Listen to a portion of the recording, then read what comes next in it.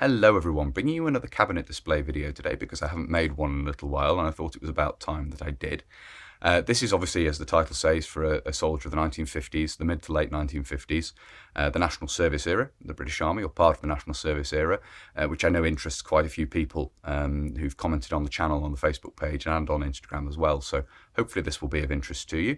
Obviously, little caveat, this is done for aesthetic purposes. It's supposed to look nice in the cabinet. That's the whole point of changing these bits and pieces around, is to aesthetically display different bits of the collection.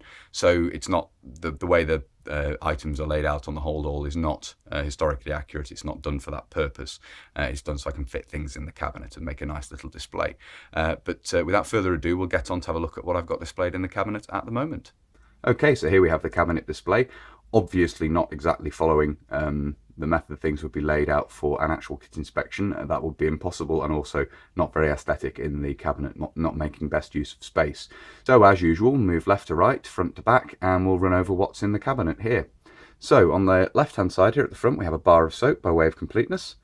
Behind that we have a tin of Bluebell metal polish. This is a very common brand from the period, obviously if you're keeping your brasses clean. And here at the back we have a National Service enlistment notice, perched on top of a ceramic mug, and these are very famous from the time period, probably very well remembered by National Service soldiers. They were one of the corporal's favourite ways of punishing men for their bed space not being up to scratch, obviously breaking them in various inventive ways, and they had to be purchased. Replacements had to be purchased by the soldiers themselves, so it could begin to be an expensive business if you did not keep your kit up to scratch. Moving slightly to the right here, we have a tube of palm olive shaving cream, and this is brushed shaving cream, so you could apply this directly to the brush and work up a lather that way. It's not the slightly later brushless variety. Behind that we have a pack of Gillette standard blades. Moving slightly further to the right, we have the knife, fork and spoon set laid out here, as you can see. Behind those we have a tin of number 103 Pickering's Web Renovator. Now this is a replacement to Blanco, essentially, which was introduced in the 1950s, which was a paste that could be applied to the web equipment, but did exactly the same job, basically, in colouring the webbing and providing something of a waterproofing layer and so forth to it, and obviously cleaning it. And at the back here we have a Post Office Savings Bank book from the time period, obviously for savings. In front, again, moving slightly further to the right, we have the razor and shaving brush. This is actually a slightly earlier example, probably 40s, but obviously still in use at the time. Civilian item, and a civilian Gillette razor there.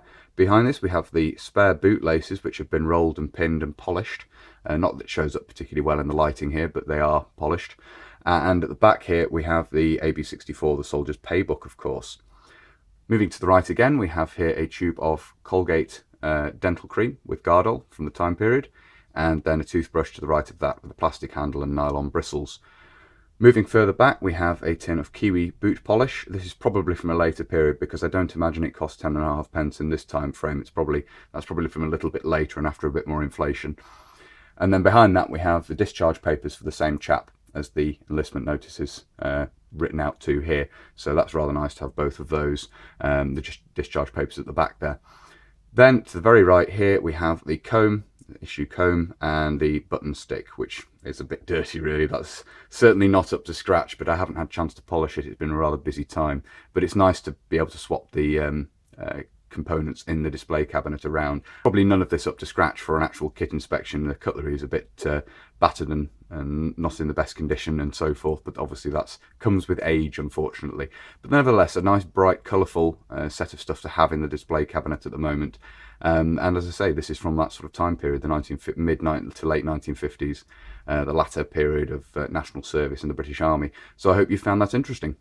So there we are, that was a look at the cabinet display as I have it at the moment. As I've said in previous videos, it's a rather nice thing to do if you have small kit in your collection. It can sometimes be a little bit difficult to display it away from events and so forth. So it's nice to have a shelf or something in a display cabinet set aside for that. Certainly allows you to enjoy the collection a little bit more, which is the whole point of collecting. There's no point in just having things in boxes if you can't get bits and pieces out on display. And obviously doing these videos is rather gratifying, and being able to share it with you guys as well. I certainly take pleasure from that. So yes, thank you very much to everyone who supports my videos by subscribing, and more so through Patreon and PayPal. It's very kind of you. If you do wish to support the channel through Patreon, if you really like my uploads and would like to do so, there is a link down below in the description. Of course, as I've said in previous videos, you get the chance to vote. If you subscribe to Corporal tier over there, you can vote on future Mannequin of the Month videos. Speaking of which, I will be keeping up the uploads over Christmas as much as I can, and there will of course be a new Mannequin of the Month on the 1st of January, so keep an eye out for that. If you'd like to see the future videos when I upload them, then do consider subscribing if you haven't already, and a big thank you to everyone who has subscribed. It's wonderful to see the channel growing in popularity and interest. It's always very gratifying to see that. Of course, there's also the Facebook and the Instagram page if you want to know more about what's going on in terms of reenacting events and things like that. And there's also a point of contact down below. There's an email address in the description of the video should you wish to drop me a line that way as well. But that's everything for now. So until next time, bye for now.